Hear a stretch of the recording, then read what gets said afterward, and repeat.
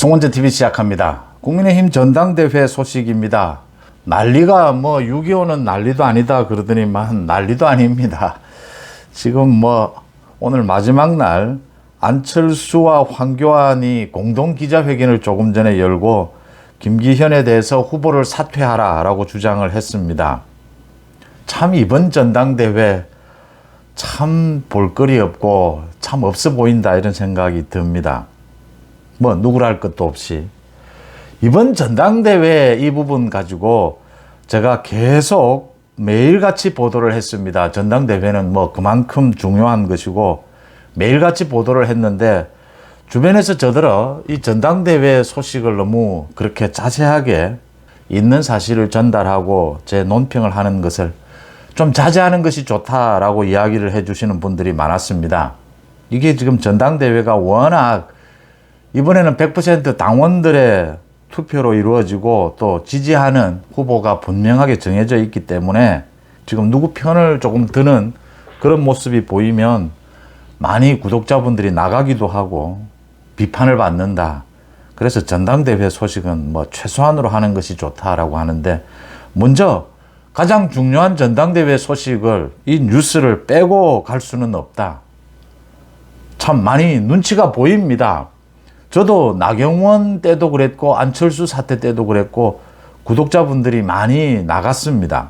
이제 내일 전당대회가 열리면 이제 좀 다시 돌아오실 거다 이렇게 생각을 합니다만 제가 논평을 하다 보면 어느 한쪽으로 좀 기울은 것이 아니냐 이렇게 생각하실 수도 있고 김기현을 비롯해서 안철수, 나경원, 황교안, 천하람 모두 마찬가지입니다. 팩트에 기반을 해서 비판을 했습니다. 잘하는 건 잘한다라고 했는데 김기현을 좀 많이 두둔하고 다른 후보에 대해서 너무 비판적이지 않았느냐라는 건 있을 수 있다라고 생각합니다. 저는 윤석열 정부의 성공을 기준으로 이번 전당대회를 바라봤고 이번 전당대회를 평가를 했습니다.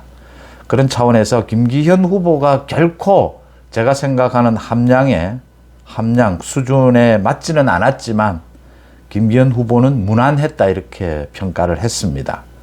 나경원, 안철수, 황교안, 천하람은 좀 정도의 차이는 있지만 굉장히 많은 실수들을 저질렀다.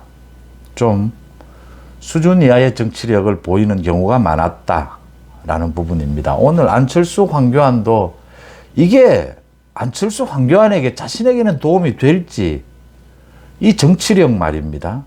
이 부분 한번 짚어보겠습니다. 먼저 투표율입니다. 오후 1시에 54%였습니다.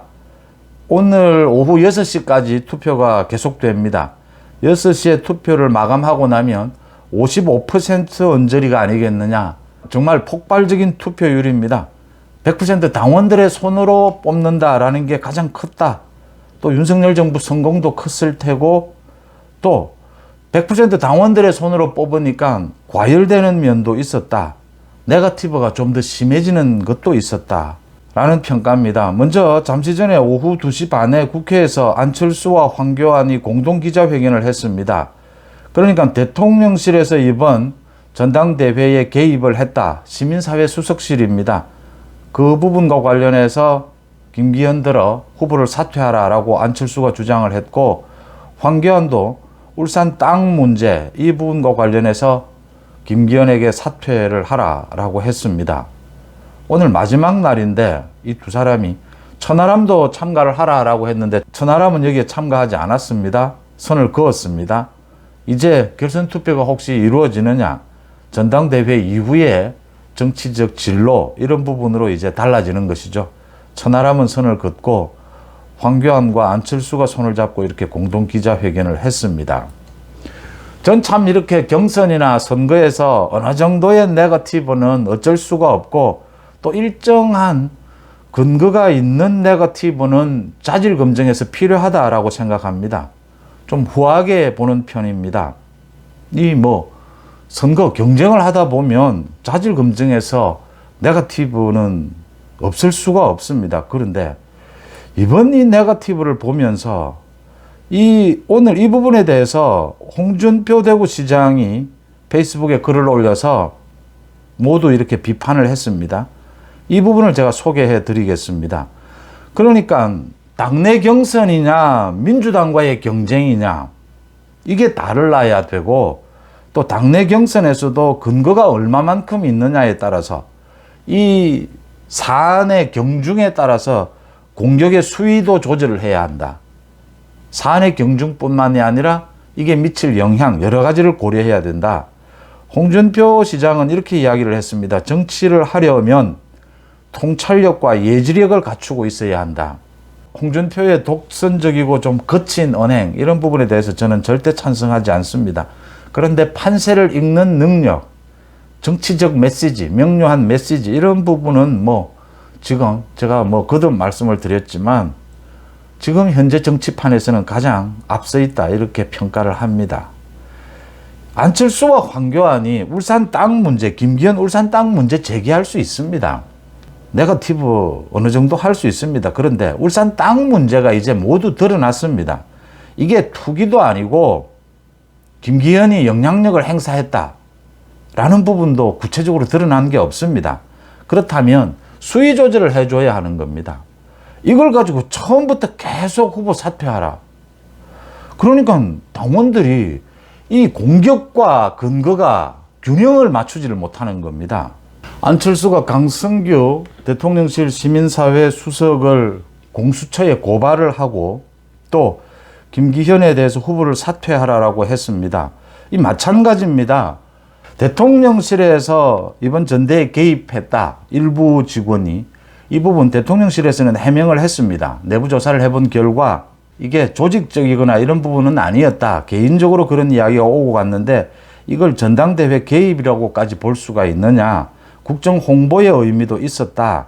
그 해명이 이제 부족하다라고 해서 이렇게 안철수가 김기현에게 사퇴를 요구를 했는데, 김기현이 왜 사퇴를 해야 됩니까? 대통령실 시민사회 수석실에서 일부 직원이 이런 좀 부적절한 행동을 했다. 이 부분은 이 부분대로 비판할 수 있습니다. 공격할 수 있습니다. 그런데 대통령실의 이 전대 개입 논란, 일부 직원의 이거를 가지고 김기현이 왜 사퇴를 해야 합니까? 김기현과 연관이 되어 있습니까? 이러니까 자꾸 이해를 못하는 겁니다. 그러니까 시민사회 수석실 일부 직원의 이 전당대회 개입 논란, 이 문제 제기할 수 있습니다. 김기현의 울산 땅 문제 제기할 수 있습니다. 그런데 그 문제를 계속 끌고 가고 이렇게 후보 사퇴를 주장하고 이렇게 하려면 이 당내 경선에서 수위 조절도 해야 하고 여러 가지를 고려를 해야 합니다.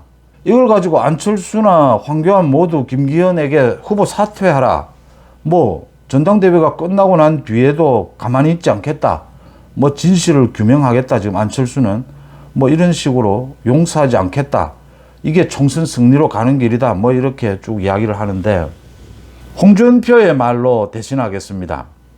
홍준표가 오늘 글을 올려서 이번 전당대회에서 분탕질을 친 몇몇 정치인은 앞날이 없어 보인다.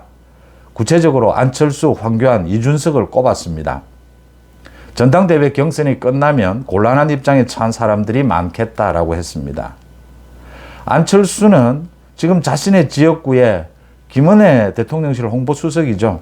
원래 김은혜 지역구였죠. 경기 성남 분당 갑입니다.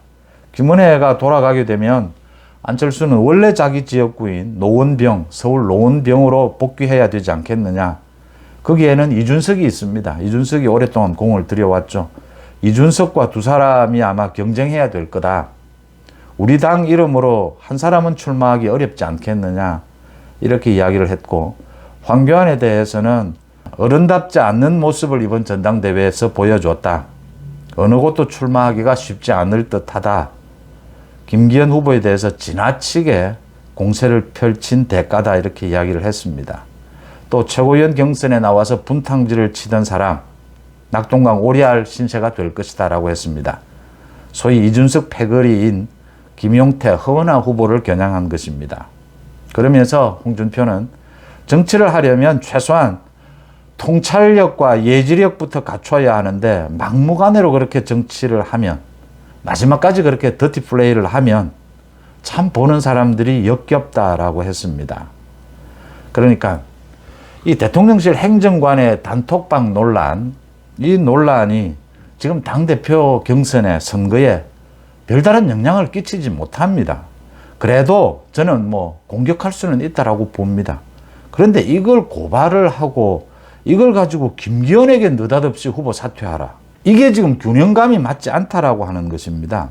황교안의 그 울산 땅 문제도 마찬가지입니다. 이제 홍준표가 이런 부분을 짚고 있다 이렇게 해석이 됩니다. 이준석 패거리들이 보이고 있는 행태는 이번 전당대회에서 이건 윤석열 정부와 함께 가겠다, 국민의힘과 함께 가겠다라는 태도로 보기가 힘듭니다. 선을 넘었습니다. 전당대회가 지나고 나면 이준석은 어떤 형태로든지 정리를 해야 된다 이렇게 봅니다. 이준석의 다른 패거리들은 이제 정치적인 노선을 달리 한다면 모를까, 이준석은 같이 당을 하기에는 어려운 그런 입장이 아니냐, 선을 넘었다 이렇게 보입니다. 문제는 안철수, 황교안입니다. 안철수는 아마 여러 가지를 생각할 겁니다. 지금 2위 경쟁도 치열합니다. 만약 1차 투표에서 과반 득표가 없다면 결선 투표도 생각을 할 겁니다. 그럴 경우에 안철수가 이제 소위 최근 며칠 들어와서 경선 막판에 대통령실과 각을 세우고 있습니다. 윤석열 대통령과 각을 세우는 것이죠. 자신의 지금 당대표도 어렵고 지금 이대로는 다음 대통령 선거에 후보 경선에 나설 수 있을지도 불투명합니다. 자신의 정치력을 한계를 드러낸 것이죠. 그래서 지금 몸부림을 치고 있다 이렇게 보입니다. 그런데 이런 몸부림이 국민의힘과 함께 가려고 생각한다면 이런 몸부림이 무슨 도움이 되겠느냐라고 하는 겁니다. 지금 안철수가 도대체 무슨 생각을 하고 있는 건지, 황교안이 도대체 무슨 생각을 하고 있는 건지 이해가 되지 않는 부분들이 많습니다. 이게 지금 안철수, 황교안에게 무슨 도움이 됩니까? 황교안은 다음 총선에 공천을 주면 서울 수도권에서 당선이 될 만한 지역이 있습니까? 역량이 됩니까, 황교안이? 안철수가 지금 보여주고 있는 행태는 지금 뭐 어리광을 피우는 건지, 이왕 틀린 것, 뭐 깽판 치자 뭐 이런 식인 건지, 그래도 뭐 대선 후보인데, 안철수는 제가 이런 말씀으로 대체하겠습니다. 자유시장 경제에는 원리가 있습니다. 그러니까 경쟁에서 진 사람은 도태되어야 됩니다. 이 정치도 마찬가지라고 봅니다. 낙선을 하고 정치력이 이제 밑바닥을 보이면 도태되어야 합니다. 유권자들의 선택을 받지 못하면. 그런데 안철수의 경우에는 10년 이상 이제 정치를 하고 있는데 도태되지를 않습니다. 정치력이 한계를 보이고 경선에서 선거에서 떨어져도 자신의 그 경제력을 바탕으로 해서 계속 있습니다. 계속 정치권에 남아 있습니다. 그것도 어느 한쪽으로 가서는 발을 못 붙이니까 중도라는 애매한 곳에서 그냥 남아 있습니다. 그래서 선거철만 되면 또 몸값이 좀 올라갑니다. 이런 식의 정치는 시장 질서를 어기는 것이다. 뭐 그런 이야기 농담 자주 하지 않습니까? 이 시장의 질서를 어기는 겁니다. 다른 모습을 보여주지 않는다면 이 더티 플레이라고 홍준표가 이야기를 했는데, 당내 경선을 저는 이렇게 하는 것, 이번에 김기현까지 다 포함시켜서 다 함량 미달입니다. 당내 전당대회 이런 수준은, 이런 것이 김기현에게는 오히려 더 도움이 되지 않겠느냐 이렇게 해석이 됩니다. 이 시민사회 수석실의 행정관들이 왜 이런 행태를 했는지 이거 지금 확인하고 이 지금 참 조사를 해볼 부분인데, 대통령실에서는 일단 큰 문제는 아니었다 이러는데, 지금 이런 행동이 무슨 이런 오해를 불러일으켰다라고 하더라도 이런 행동은 부적절하고, 이 행동이 지금 뭐 김기현에게 무슨 도움이 됩니까? 이게 지금 윤석열 대통령의 뜻이 어디에 있는가는 80만 책임 당원들 다 알고 있고 국민들도 다 알고 있는데 뭐 이런 게 무슨 도움이 되겠냐는 생각도 합니다. 그런데 수위를 넘었고, 수위 부분뿐만 아니라 이 정치력이 밑바닥을 보였다. 안철수와 황교안은 정치력이 밑바닥을 보였다. 그 다음 이준석 패거리는 당을 함께 할 수 없는 사람들이 아니냐라는 걸로 정리를 합니다. 국민의힘 전당대회 이제 잠시 뒤에 오후 6시면 투표가 모두 끝이 날 겁니다. 55% 언저리로 예상을 합니다. 정말 엄청난 투표율이고 책임 당원들의 엄청난 열기가 쏟아졌습니다. 내일 오후 5시쯤이면 결판이 납니다. 윤석열 대통령이 참석하는 내일 전당대회에서 가장 큰 관심은 1차 투표에서 김기현이 과반 득표를 하느냐, 아니면 오는 12일로 다시 결선 투표를 해야 되느냐라는 것입니다. 이번 전당대회를 보면서, 지켜보면서 저도 많은 분들로부터 비판을 받았습니다. 나경원 지지자들로부터도 많은 비판을 받았고, 안철수, 황교안 모두 마찬가지입니다. 또 정말 송은재 TV를 나가시는 분들도 많았습니다. 이제 전당대회가 끝나고 나면 다시 돌아오셨으면 합니다. 마찬가지로 내일 전당대회에서도 윤석열 대통령도 아마 통합, 화합을 이야기하게 될 겁니다. 통합, 화합은 당연한 것인데 이번 전당대회에서 드러난 국민의힘에 소속된 많은 정치인들의 이 정치력, 노선, 이 부분을 다시 한번 점검하고 앞줄에 서야 될 사람, 뒤로 좀 물러나야 할 사람, 이제 선을 그어야 될 사람, 이런 것들을 정리하는 것, 물갈이입니다. 결국 정치도 사람이 하는 것이니까 사람을 바꿔야 합니다. 어떻게 바꿔서 총선 대비를 해야 되는가, 이게 숙제로 남았습니다. 송은재 TV 마칩니다. 고맙습니다.